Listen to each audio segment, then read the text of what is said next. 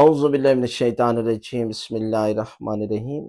ماہ ربیع الاول میں جو رات کو چاند گرہن تھا، اگر کسی نے چاند گرہن کی وجہ سے نماز آیات نہیں پڑھی یا کسی کو پتہ ہی نہیں تھا کہ چاند گرہن لگا ہوا ہے یا نہیں ہے، تو اب اسے پتہ چلا ہے تو اسے چاہیے کہ نماز آیات کی قضا کرے۔ جنہوں نے رات کو نہیں پڑھی وہ بھی قضا کریں، اور جس کو علم نہیں تھا صبح سویرے اس کو علم ہو گیا، اسے بھی چاہیے کہ نماز آیات کی قضا کریں، اس لیے کہ آپ جس وقت چاند گرہن لگا ہوا تھا اس وقت تو نماز آیات پڑھنی واجب تھی۔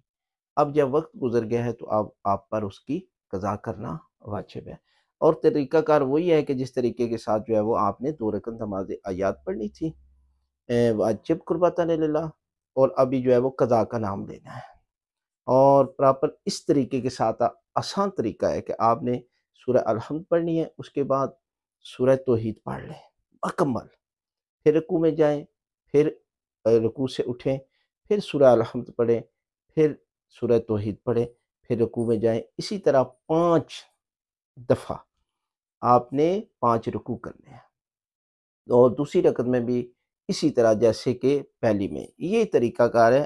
دوسرا ایک آسان طریقہ بھی ہے لیکن وہ آپ کے لیے مشکل بن جائے گا، لہٰذا ہماری ویڈیو موجود ہے، آپ اس کو دیکھ سکتے ہیں۔ لہٰذا جن لوگوں نے ابھی تک نماز آیات نہیں پڑھی انہیں چاہیے کہ نماز آیات کو قضا کی نیت سے ضرور پڑھ لیں۔